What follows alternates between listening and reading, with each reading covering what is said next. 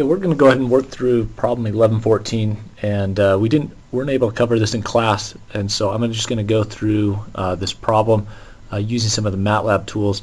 Hopefully, it'll give you a feel for some of the analysis tools for stability analysis. We're going to use a root locus plot to determine the stability limits for our controller, what values of Kc that will lead to a stable system. So we're going to look at 11.4 out of the process dynamics and control book from the Seborg book, and I'm just going to go ahead and first of all I've opened up MATLAB here, and then I'm going to start Simulink. After you get the command prompt for MATLAB, go ahead and type Simulink, and that will start the Simulink program. And once Simulink comes up, then I am going to then create a new sheet and then start programming my block diagram for this problem.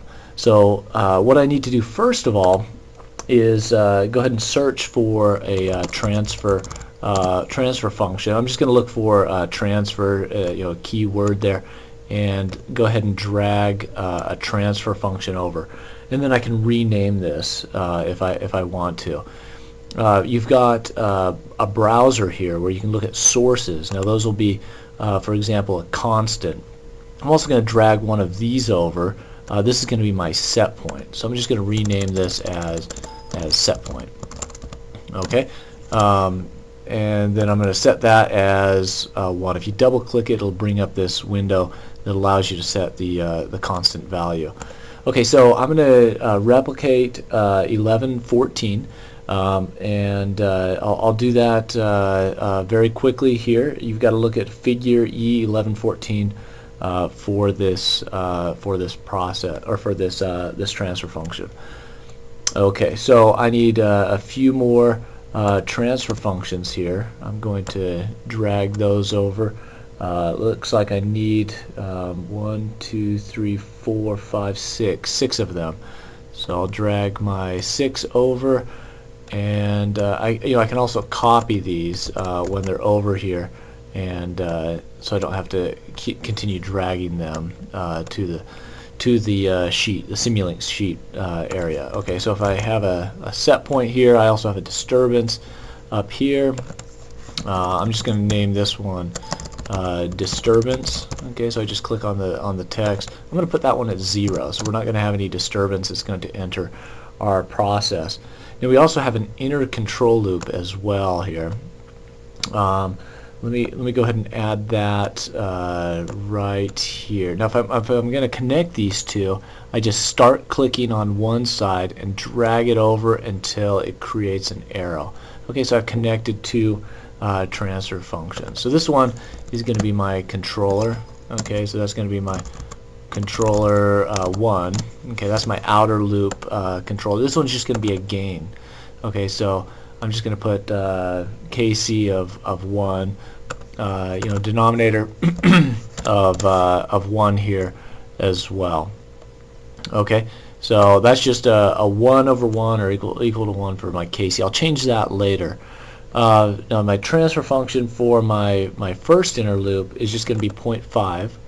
Okay, now I could use another transfer function here that doesn't have the denominator, but just for not confusing the issue, I'll just put that in as 0.5 here.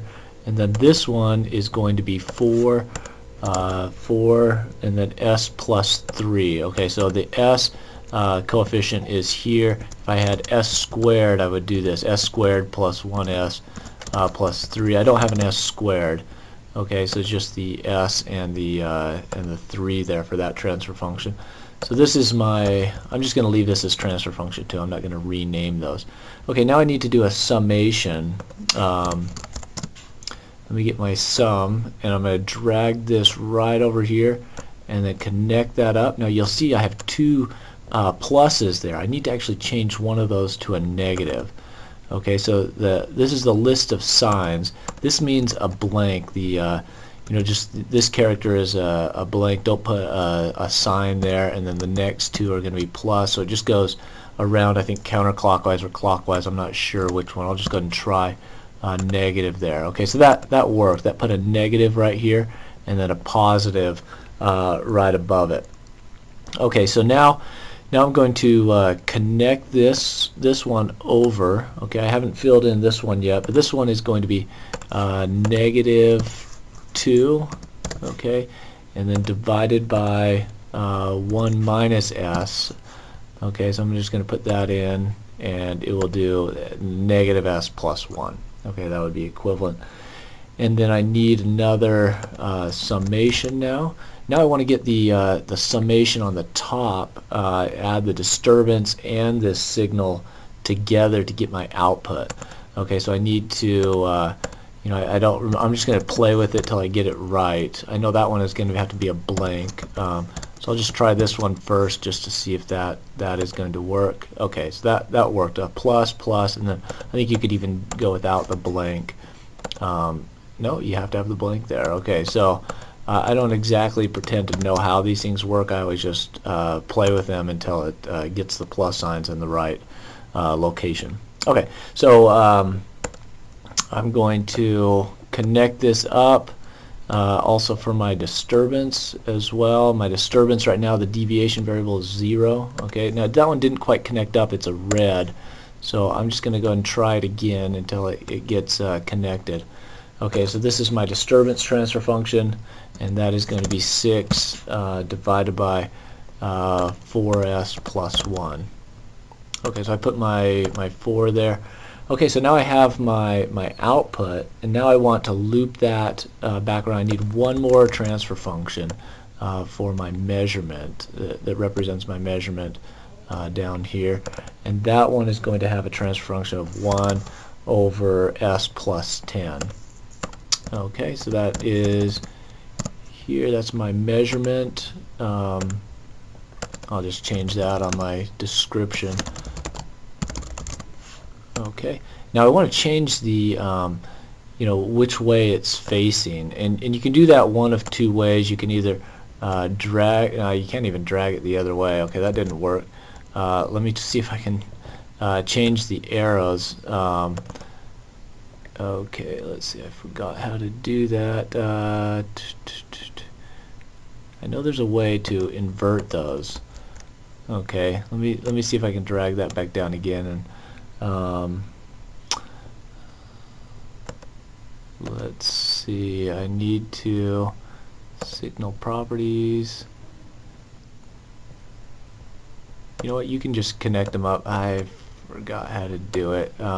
You can always connect it up. It won't look pretty, but you can make it go back back around. I haven't put the summation in for the other feedback loop yet, so let me do that one as well. Okay, so there's our set point comparator. Okay, and to that controller, now I have my summation there that I can put this one coming back. Okay, so now I have my feedback. I need one more, so I'm going to right click on this, okay, to draw a signal off of this one and bring it right up to this inner feedback loop. So I just did right click and brought a signal off. I can adjust where these lines are by clicking on the line and moving it down and rearranging it.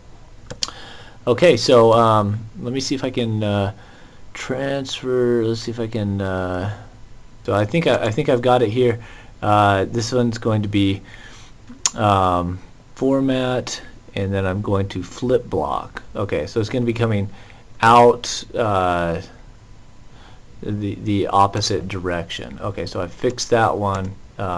It's going to be fed back from this summation back into this measurement, and then back up here. I'm going to change this one to measurement. Okay, so I've simulated my loop. Now I want to be able to see when I have a set point change of 1, what's going to how it's going to respond here. So I'm also going to do my create another sync. Okay, so that's where something lands or a destination for a signal. And so I want to just put a scope there, just to be able to look at that that transfer function here, or the output of this simulation. Okay, so I'm going to go off to 10 simulation seconds into the future, and then I'll start this, and then go ahead and double click on the scope, and that will show me my my output response. Now you can see it's unstable here, so we want to be able to figure out what values of KC we can put in here to make this feedback control scheme stable. Okay, so one way to do that is through the Routh Routh array. There's also the Bode plot diagrams, and we're going to be covering some root locus plots here that will also give us that information. Okay, so for root locus plots, if you remember from class about the closed loop transfer function, we're going to use GOL, okay, the open loop transfer function, in order to be able to get that. So G closed loop equals GOL prime. Okay, GOL. I'm going to put a that doesn't allow me in MathCAD, but it's basically your direct divided by 1 plus the loop. Okay, and so direct is GOL prime in the top. I'm just going to put that as GOL 1. Okay, divided by G1 plus 1 plus GOL. Okay, so that's the open loop transfer function. So that's the loop. Okay, without the feedback, but it's all of the transfer functions within that loop. Okay, so I'm going to take first of all, I'm going to do an inner loop approximation on this one to get G inner loop, and then I'm going to compute the overall closed loop transfer function between the output and the set point change. Okay, so I'm going to go back into MATLAB and help me compute that. Let me get a picture of my block diagram now. So there's my block diagram, and I'm in MATLAB. What I'm going to do is first of all go ahead and define my Laplace variable s in this way, TF, and then just single quotes s, and then the closed single quotes. And so my GOL, my open loop transfer function, is going to be equal to okay, so I'm just going to write this out. We put KC is equal to 1 for this case, but we want to get an open loop transfer function. So that's going to be this. Let's see. I guess I better do that in MathCAD. That might be a little bit easier to see this. Okay, so I'm going to start off with my inner loop. All right, G inner loop. Okay, and that's going to be equal to 0.5 times 4s plus 3, 1 plus, and then that same thing. So I'm using the shortcut method here for my inner loop. Okay, then my G closed loop, that's going to be my outer loop. I'm just going to call this GCL. That's going to be equal to KC, okay, times G inner loop times -2 over -s plus 1. Okay, and then I'm going to do 1 plus G open loop, okay, GOL there, but that's going to be equal this same thing, but then I also have my measurement transfer function as well in there. So let me go ahead and highlight that. Okay, and that's going to be times 1 over s plus 10. Okay, so I'm going to use GOL, this part of the closed loop transfer function, to help me generate a root locus plot. And I'm just going to assume KC is equal to, I'm going to factor KC out. MATLAB will put in different values of KC and then solve for the roots of this denominator, the characteristic equation. Okay, so I'm going to go back to MATLAB now. Okay, now that I have my my transfer function there in in the denominator. And I'm going to put in my G inner loop. Okay, so I'll just do G inner loop, and that equals 0.5 times 4 divided by S plus 3. Okay, and I'll just copy that. Divided by 1 plus that same thing. Okay, so there I have my transfer function G inner loop. So now my G open loop is going to equal G inner loop times -2 divided by 1 minus S, okay, times 1 divided by S plus 10. Okay, so there I have my G open loop transfer function, and now all I have to do is root locus. It's R locus of G open loop, and that gives me a root locus plot. Okay, so what this tells me is the location, it tells me the location of my poles as I change the value of Kc. Okay, so this one, as I move it forward, I can see the value, and again about right here at 12, you can see that this pole crosses over into the left-hand side of the plane. And as I continue along this blue line, then it crosses back over again at about 130. Let me track this one as well. The red line, that's the other pole, and you can see that one also goes across at about 130. These poles are going to be symmetric for any that have imaginary parts. Okay, so it starts at 0, a gain of 0, Kc of 0, and then once the Kc finally gets to about 12, then it becomes stable, and then it continues, and as the controller becomes more aggressive, until it gets to about 130 or so. Okay, so let's test this back in our Simulink plot, our Simulink block. Now I'm going to put in a value of just a little bit more than 12. Let's see if it with 13 it's stable. So I'm going to resimulate this, and as I look at my response, it looks like I'm not diverging. Let me go ahead and make this go out to a little bit further in time, just to be able to see further into the future and see if this thing is stabilizing. Okay, so it did stabilize. So I had a set point change of 1, and this is my response. It goes to 250. Okay, so let me decrease this a little bit more. I'm going to decrease it to 11. So that should say I'm going to be unstable. Okay, so the root locus said that I had to be greater than 12 to be stable. Okay, so you can see that was unstable on the response here. Let me make that a little bit bigger. Okay, so 12 is about the limit, and then it went up to about 130. So I'm going to put about 120 in here, and then go ahead and click OK, and then resimulate that. Okay, so that's right near the stability. You saw some imaginary parts, so you start to see some oscillations there, but it is stable. But let's say I go to about 135. That should be unstable.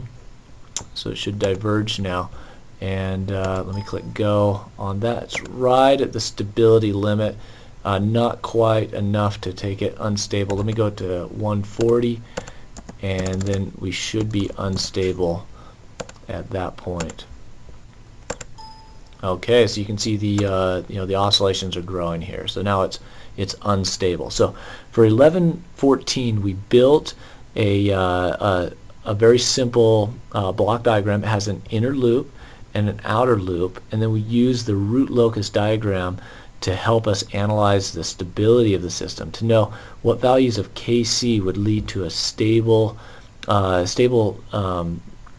system. So if I make a set point change, it will eventually converge to a final value. So for a stable system in this case.